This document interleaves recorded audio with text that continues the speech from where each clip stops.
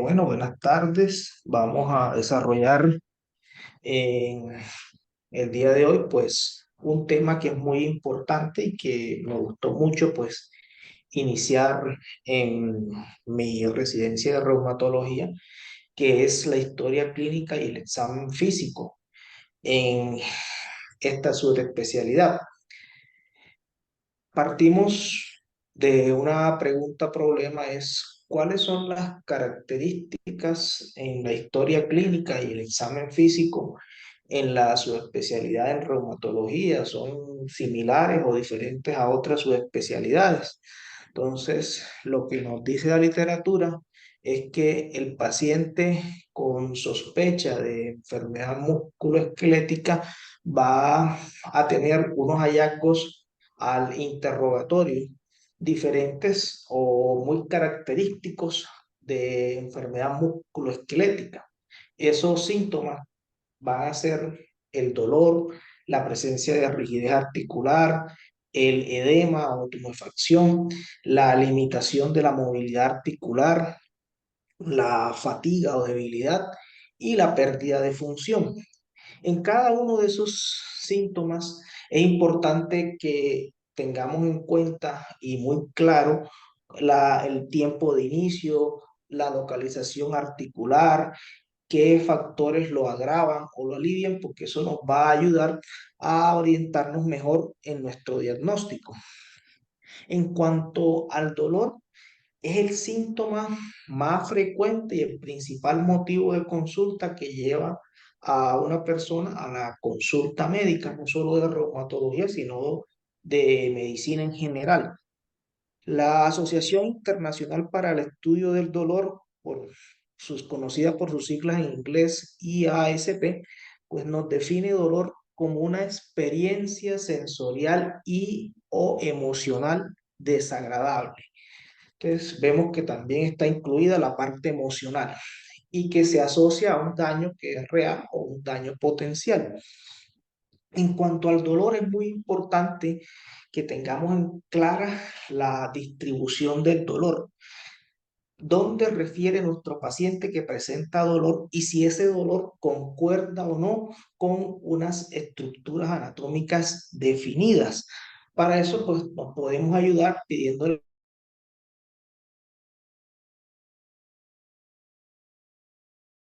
dolor, porque puede ocurrir en algunos trastornos, como por ejemplo la fibromialgia, donde el paciente va a tener o va a referir dolor extenso que está por fuera de las estructuras anatómicas concretas. Ahí En también, cuanto, para hacerte una aclaración, no solamente en fibromialgia, sino que muchas veces lo que para uno es cadera, para el paciente no es cadera. Me explico. Y eso lo vamos a ver en el seminario de enfoque de dolor articular. Uno les pide que se señale porque, por ejemplo, para nosotros el dolor de cadera, o sea, es dolor coxofemoral, que es un dolor inguinal, mientras que para el paciente dolor en cadera puede ser un dolor glúteo o un dolor lateral de cadera, que son usualmente dolores por fuera de la articulación coxofemoral, que podrán tener o no relación con la articulación, porque pueden ser tejidos blandos alrededor de esta, pero que no son cadera propiamente dicho. Lo mismo puede suceder cuando le dicen a uno mano, me está doliendo la mano, y cuando uno le dice a la persona que señale, se puede estar señalando el antebrazo o incluso se puede señalar el hombro. Entonces, por eso siempre es muy importante pedirle al paciente de una forma muy respetuosa que señale, porque incluso a veces hay gente que cree que uno se está burlando o que uno les está insinuando que no saben lo que están diciendo, y realmente es para que quede muy claro dónde les está doliendo. Incluso cuando dicen mano, pues vamos a ver más adelante que no es lo mismo que le digan a uno que le está doliendo una interfalángica distal o la primera metacarpiana a que le estén doliendo las metacarpofalángicas.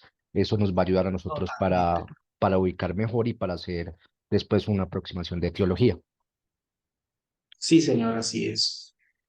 En cuanto a la clasificación del dolor, por ejemplo, de acuerdo al número de articulaciones afectadas, podemos considerar monoarticular, pues como su nombre lo indica, una articulación, oligoarticular de 2 a 3 y poliarticular de 5 en adelante. En cuanto al tiempo, un dolor articular se considera crónico cuando transcurre más allá de 6 semanas y agudo menos de 6 semanas.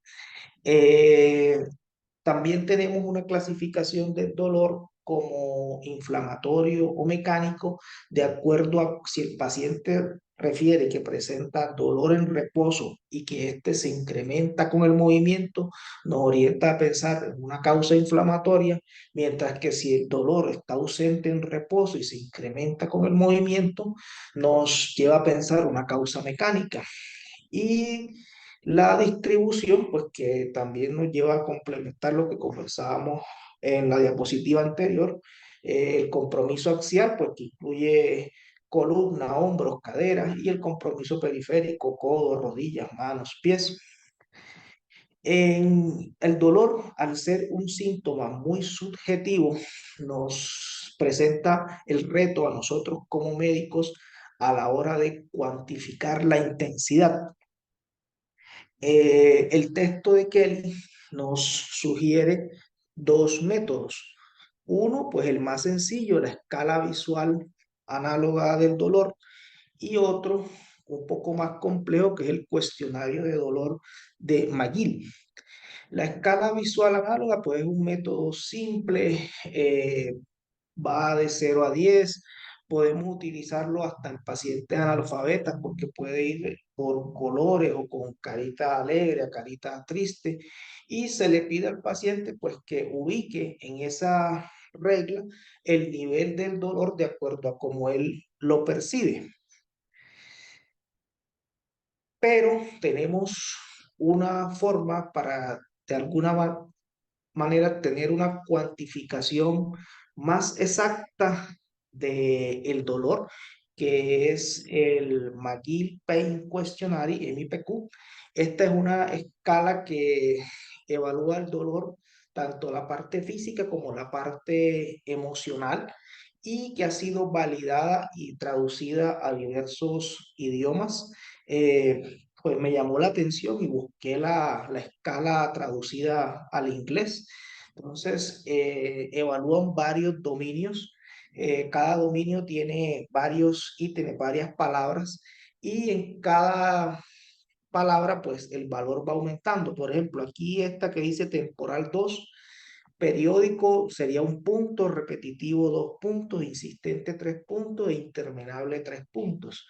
Se evalúan varios aspectos, por ejemplo, localización, puede ser impreciso, bien delimitado o extenso. Y desde el punto de vista emocional, el paciente puede describir si para él es angustiante, exasperante, si le amarga la vida. Entonces, el cuestionario de McGill nos da máximo 78 puntos y tiene en cuenta también la escala visual análoga y el número de palabras que el paciente escoja. Aquí está la interpretación, aunque si nos vamos a la práctica clínica diaria, pues es un poquito dispendioso de aplicarlo en nuestra consulta. Otro síntoma, pues, que se asocia muy frecuente a la enfermedad musculoesquelética es la rigidez matutina. Desde el punto de vista de la reumatología, la rigidez es una sensación de limitación o de malestar que presenta el paciente en sus articulaciones después de un periodo de inactividad. Es algo que no es exclusivo solamente de la enfermedad reumática, porque puede estar presente en otros trastornos como la fibromialgia, la enfermedad de Parkinson, y me llamó mucho la atención que describen hasta en la apnea del sueño. Entonces, es importante que a nuestros pacientes les preguntemos el tiempo que tardan sus articulaciones en llegar al punto que ellos manejan normalmente durante el día. Las enfermedades como por ejemplo la osteoartrosis pueden presentar rigidez, pero la rigidez tiene una duración mucho menor de 30 minutos o menor de 60 minutos en comparación con la artritis reumatoide, que puede tener una duración de la rigidez de más de 60 minutos.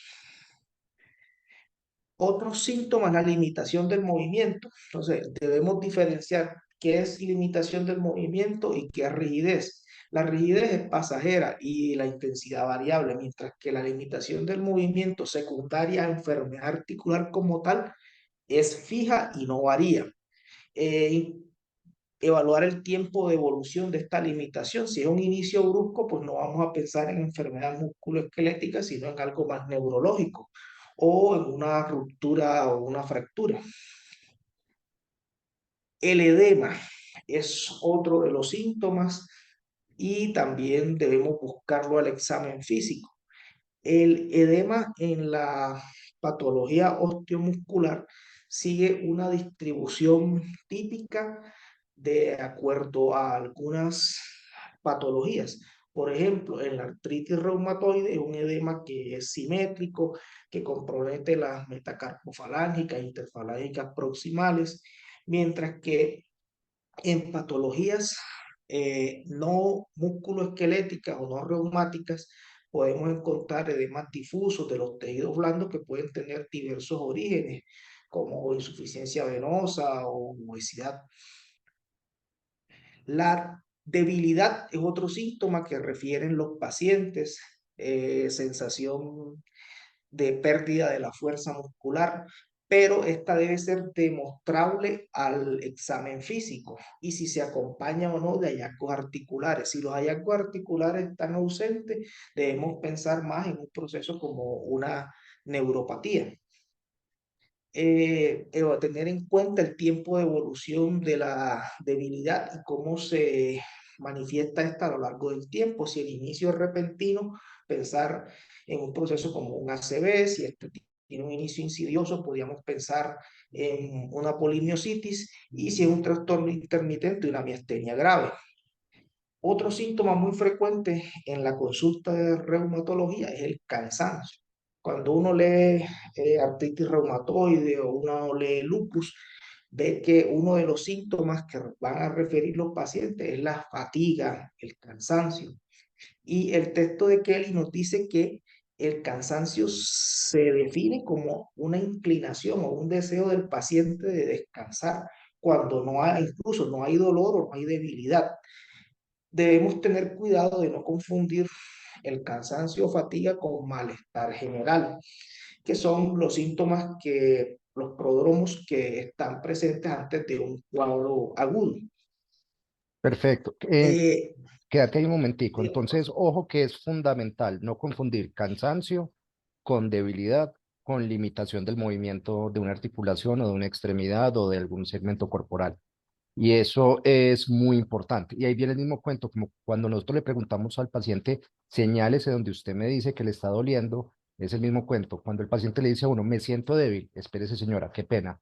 Se siente débil de que se siente fatigado, cansada, y muchas veces eso es el que el paciente, a lo que el paciente se refiere, y eso nos puede evitar a nosotros enfoques equivocados, porque realmente no, el paciente no se está quejando de debilidad, sino de fatiga, y el enfoque cambia mucho. Lo mismo, usted se siente débil es de que no tiene fuerza para pararse porque no tiene fuerza, y suena redundante, o me dice que se siente débil porque no tiene fuerza para pararse, porque le duele la cadera, porque le duele la rodilla, o porque le duele la región lumbar. Y eso también nos va a dividir, por así decirlo, el enfoque. No es lo mismo que yo no soy capaz de pararme porque me duele la región lumbar, entonces ahí nos vamos para el enfoque de dolor lumbar. Ah, yo no soy capaz de pararme porque no tengo fuerza para levantarme de la silla, que ahí probablemente nos vayamos a un enfoque de debilidad, pensando más en miopatía inflamatoria por una debilidad proximal, porque el paciente tiene debilidad en la cadera. Entonces, esto es muy importante y siempre tenemos que buscar diferenciar eso cuando estamos hablando con el paciente, cuando nos están comentando a nosotros un caso clínico e incluso cuando le estamos escribiendo en la historia clínica. Y ojo que preferimos, en vez de cansancio, preferimos más bien utilizar fatiga en vez de cansancio. ¿Listo? ok, profe, sí, señor. Otro síntoma a evaluar es la pérdida de la función. Esto es muy importante porque tiene un gran impacto en la calidad de vida del paciente y también en la carga económica que genera la enfermedad en la sociedad en general. Podemos evaluar la pérdida de función de dos maneras. Una es haciendo preguntas sobre la capacidad que tiene el individuo de realizar sus actividades de la vida cotidiana, comer, bañarse, arreglarse, o podemos hacerlo de una forma un poco más concreta con el cuestionario de evaluación de la salud multidimensional que se conoce por sus siglas en inglés NDIQ. Este cuestionario pues evalúa varios ítems, aquí lo vemos, sobre la capacidad que tiene el paciente de realizar sus actividades y el paciente los va a describir si hay dificultad o no para realizar esas actividades. Desde el punto en que no hay ninguna dificultad hasta cuando no puede hacerlo, ¿ya?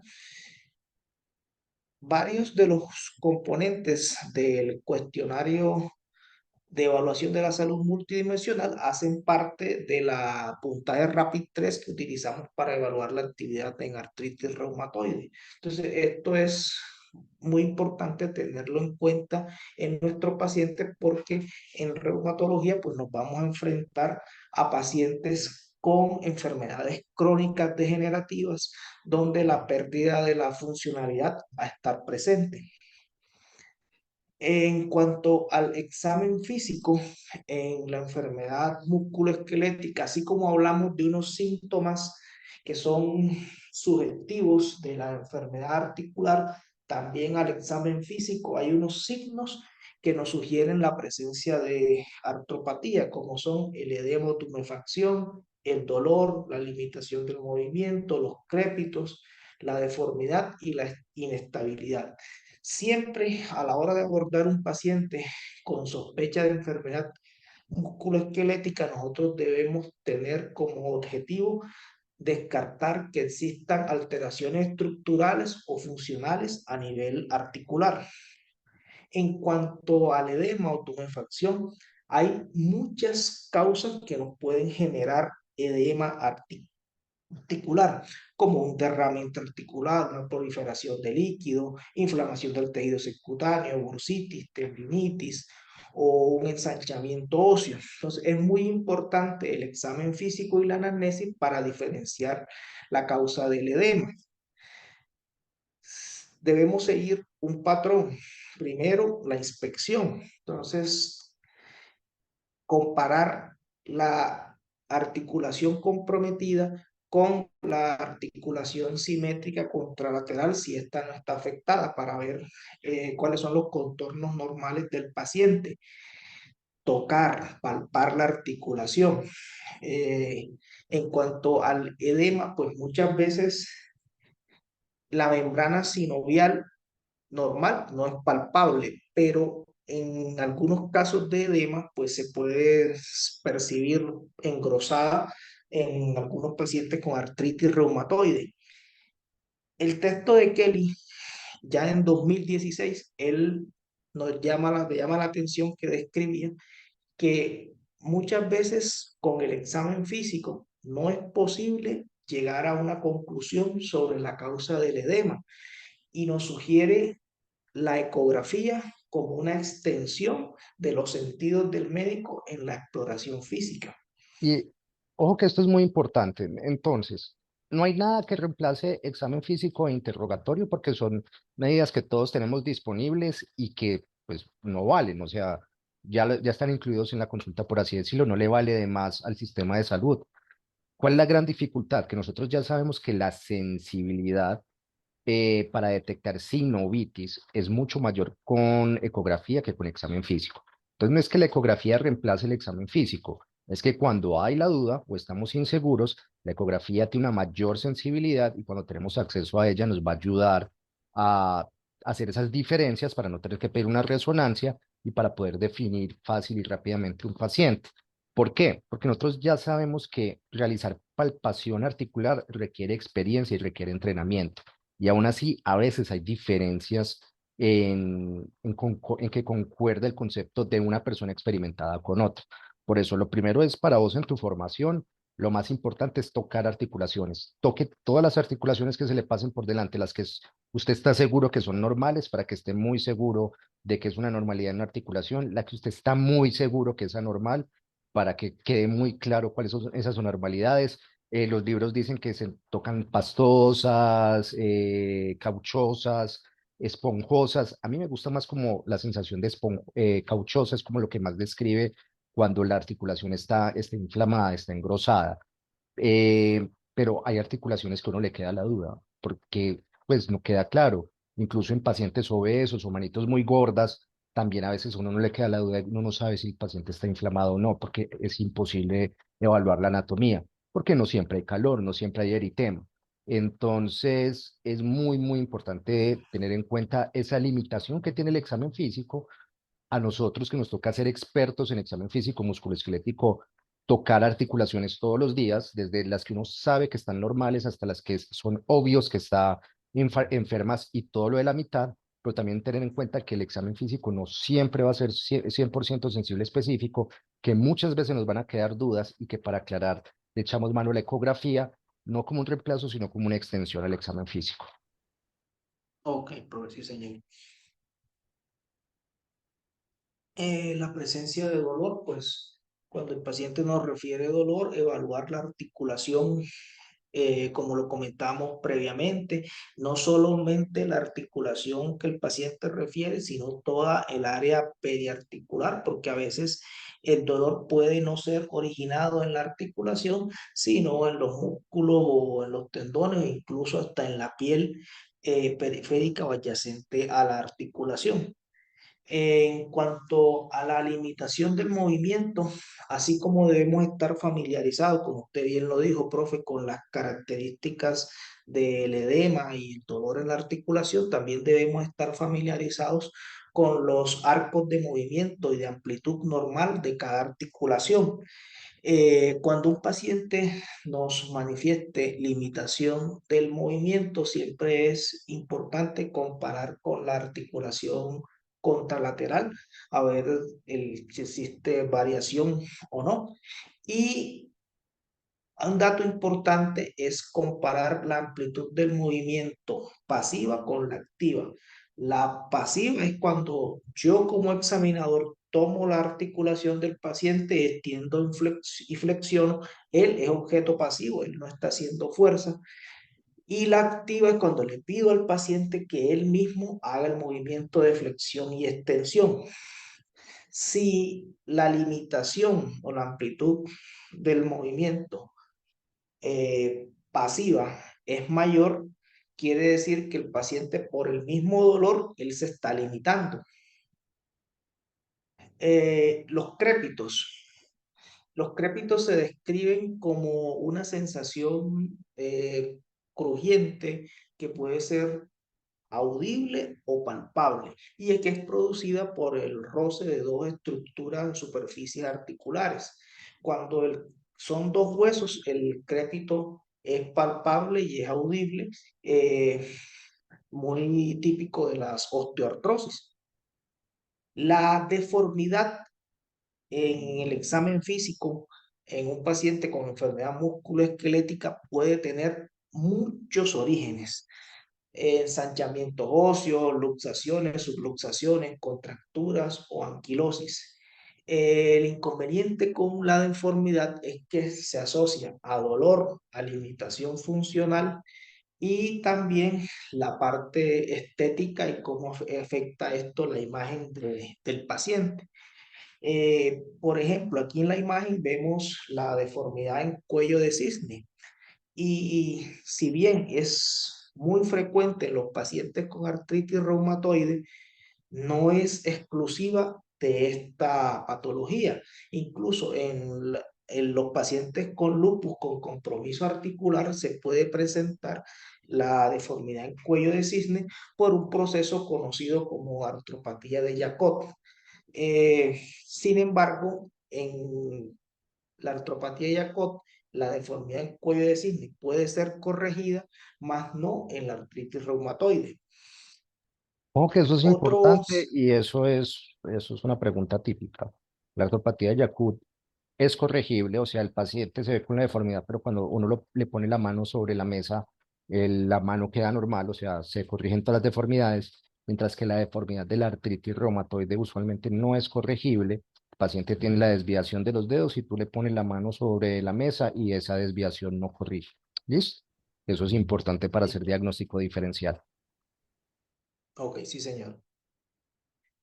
Otro signo es la inestabilidad articular y esta se presenta cuando la articulación tiene un arco de movimiento más amplio de lo normal. Por ejemplo, aquí en la imagen, pues quise traer la del bostezo lateral de la rodilla. Es un ejemplo de inestabilidad articular. Ya datos, pues exploración de articulaciones más específicas. Por ejemplo, a la hora de evaluar las metacarpofalángicas, Kelly nos dice que debemos hacerlo con índice y pulgar, palpando la cara palmar y la cara dorsal con las articulaciones flexionadas en un ángulo de aproximadamente unos 30 grados. La fuerza con la que debemos palpar las metacarpofalángicas y cualquier articulación debe ser con una fuerza suficiente que el lecho unguial de los dedos pulgar y índice del examinador pues se tornen pálidos. Esta debe ser la fuerza mínima aplicada y que no sea tampoco una fuerza excesiva. Otra forma de evaluar las metacarpofalángicas es con la prueba del apretón, pues como su nombre lo indica, se aprieta la base de la segunda a la quinta metacarpofalángica y si genera dolor, pues un signo de sinovitis.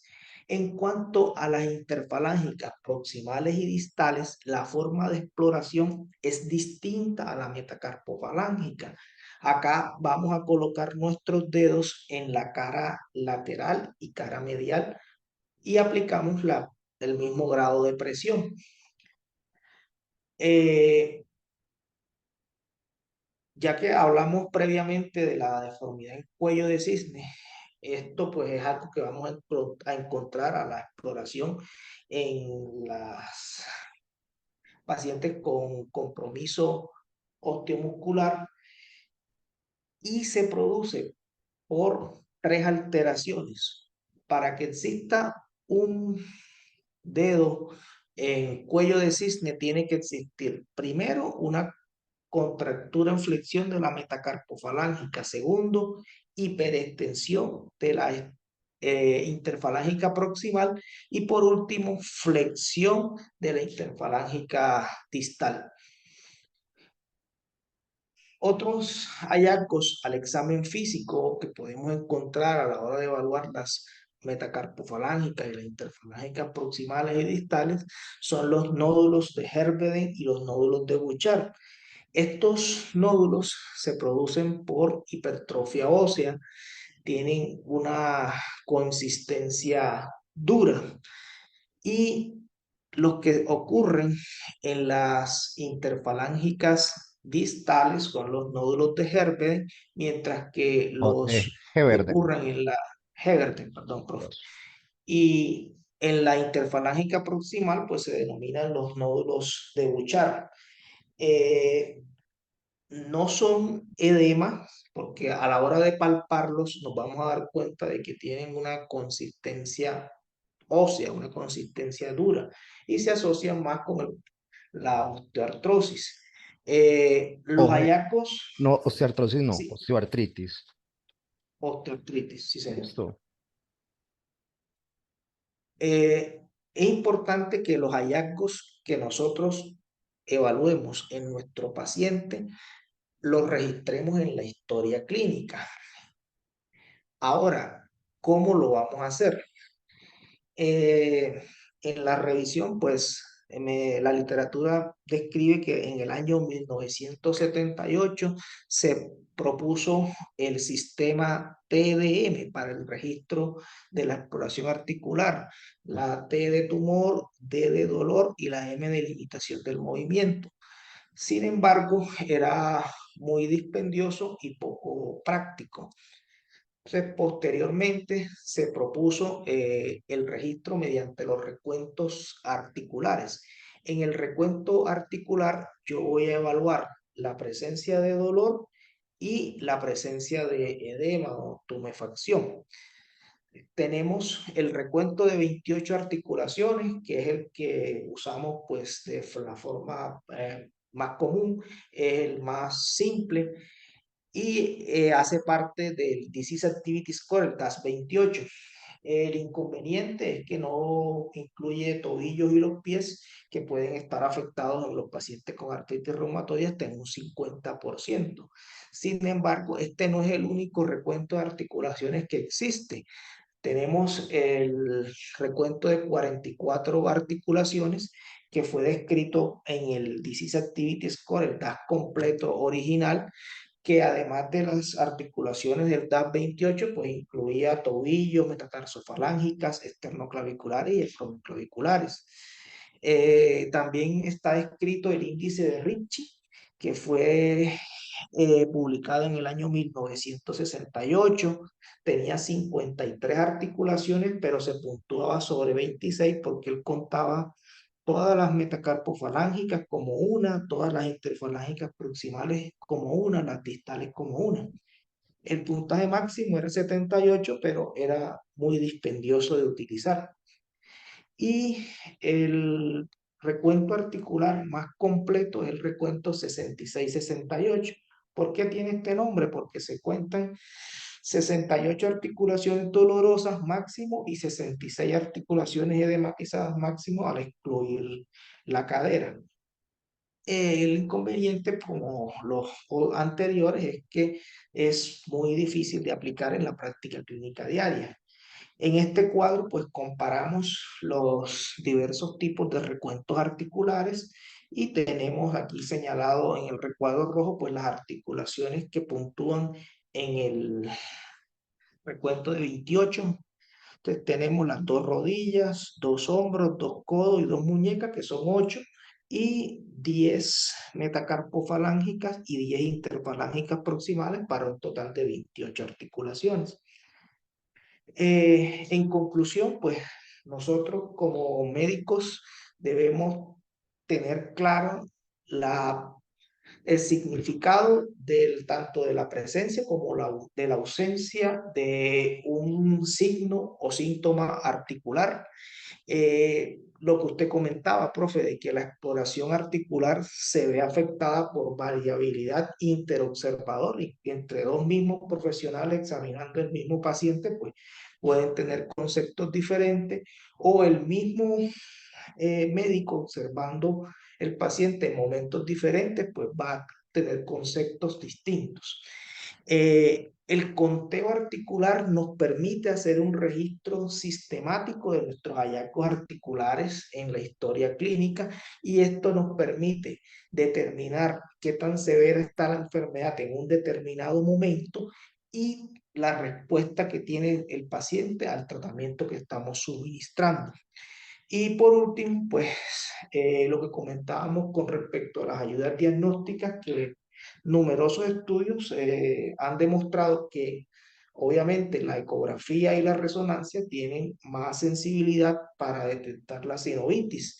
Incluso con la resonancia está descrita de que el edema de la médula ósea se puede detectar en pacientes antes que presenten dolor o antes de que presenten edema y que ese edema de la médula ósea tiene un alto valor predictivo positivo para el desarrollo de erosiones articulares. Quise traer esta frase del doctor Farreras, que fue el autor del texto de medicina interna Farreros Rothman, donde él dice que él ha luchado mucho contra la costumbre de confiar más en los laboratorios y en los estudios complementarios, porque esto era un gasto en términos de tiempo y dinero y que perdía la oportunidad de establecer contacto con el paciente. Muchas gracias.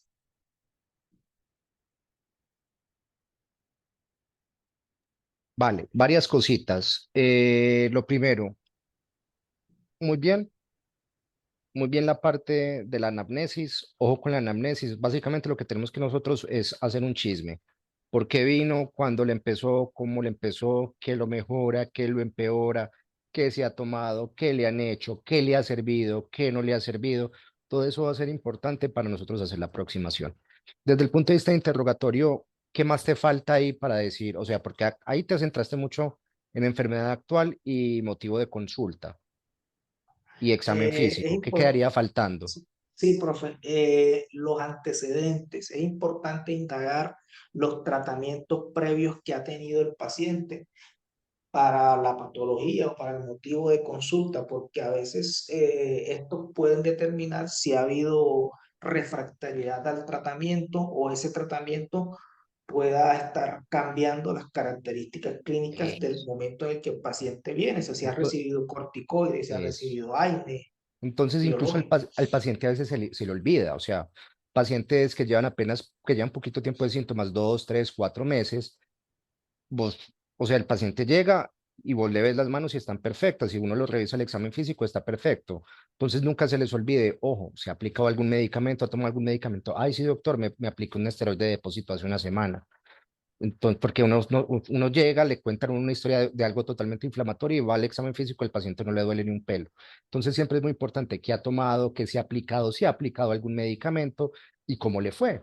Porque también un paciente con artropatía inflamatoria es inusual que no mejore, así sea unos días, con esteroides, mientras que un paciente con una fibromialgia le aplica un esteroide y el paciente dice que no tuvo ninguna mejoría. Entonces, eso va a ser muy importante para nosotros. De hecho, la mejoría antiinflamatoria en esteroideo en dolor lumbar es algo que lo hace uno sospechar espondiloartritis. Entonces, muy bien, tratamientos. Dentro de la parte de antecedentes, ¿qué es más importante? Que también es importante en antecedentes. Evaluar si el paciente tiene antecedentes familiares de enfermedades Si uno autoinmunes. tiene antecedente familiar de enfermedad autoinmune, sea de reumatología o no, usualmente eso aumenta la probabilidad de que uno tenga enfermedad autoinmune. Entonces, ojo, muy importante el antecedente de artritis reumatoide y muy importante el antecedente de psoriasis o artritis psoriásica. Son enfermedades que tienen una alta carga de heredabilidad y que son muy importantes conocerlos desde el punto de vista interrogatorio. Dentro de antecedentes personales también, ¿qué más hay que preguntar?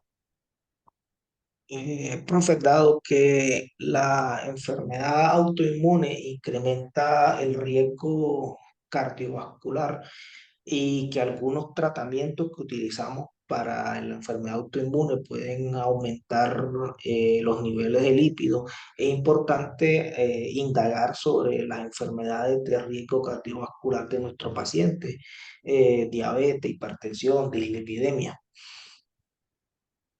Perfecto. Entonces, comorbilidades. ¿Qué más hay que preguntar en antecedentes personales?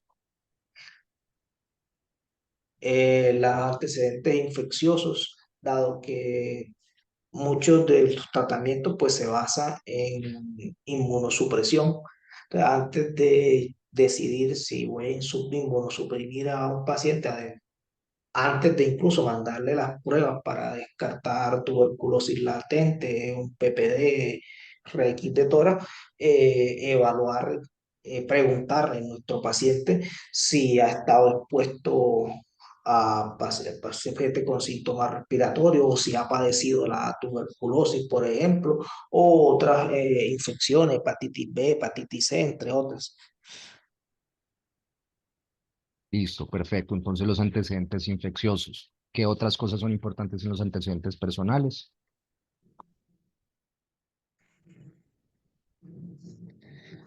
Eh, pues también en relación con las enfermedades autoinmunes, eh, la presencia o no de fracturas, eh, dado que los pacientes van a recibir manejo con corticoides muchas veces a altas dosis y son medicamentos que disminuyen se asocian a disminución de la densidad mineral ósea y incrementan el riesgo de fractura osteoporótica. Entonces, indagar si nuestro paciente ha tenido antes de empezar el tratamiento ya una fractura osteoporótica. Eso, incluso aún si no se va a inmunosuprimir, ¿ya? Incluso cuando estamos hablando de la parte mecánica, una paciente puede ir con osteoartritis, pero muchas veces hay pacientes que han tenido fracturas de antebrazo, incluso fracturas de cadera, que son francamente fracturas osteoporóticas y nunca se les ha pedido una densitometría, nunca les han hecho el diagnóstico de osteoporosis, que ya con esas fracturas es suficiente para hacer ese diagnóstico. Entonces, muy bien, desde el punto de vista, pensando nada más en osteoporosis, es que los pacientes podemos llegar a un diagnóstico de osteoporosis simplemente con el antecedente de preguntarle si ha tenido una fractura o no, identificando esas fracturas de osteoporosis, porque el paciente que viene por un dolor en un dedo, pues va a decir a esta persona no le importa para nada si yo me he quebrado la cadera o no. Y lo segundo, pues si lo voy a inmunosuprimir, con mayor razón que pues no se nos pase una comorbilidad que nosotros podríamos empeorar con los glucocorticoides como una osteoporosis. Listo. También lo mismo cuando Sí, hablaste señor. ahorita de riesgo cardiovascular, diabetes, hipertensión arterial, hiperlipidemia, pues si vamos a utilizar glucocorticoides, tenemos que tener en cuenta que si el paciente es diabético, yo le voy a poner glucocorticoides, esa diabetes probablemente se va a desorganizar y tengo que estar atento para que las personas que están a cargo de esto lo intervengan. ¿Qué otras cosas son importantes en la parte de antecedentes personales? Nos faltan dos cositas y ya damos por terminado el seminario. Que dos cosas. Dos cosas grandes. ¿Usted qué le pregunta a todo el mundo en la parte de antecedentes personales? Ya me dijo enfermedades previas o patologías, listo. Ya me dijo Es- antecedentes familiares, perfecto. Ya traumas o fracturas, perfecto. Ya me dijo otras enfermedades, perfecto. ¿Uno qué más pregunta para los antecedentes personales en todas las personas? los hábitos tóxicos, consumo de Perfecto. sustancias ¿Por qué? y la, Tóxicos, porque dígame al menos una y yo le digo la otra. bueno, en relación a reumatología, Mm, no, profe, o sea, no la tengo claro, la estaría Vale, entonces, divagando. aparte pues de los riesgos de consumir tóxicos, pues el tabaquismo, la parte de pulmón y el riesgo cardiovascular, el licor con la parte del hígado.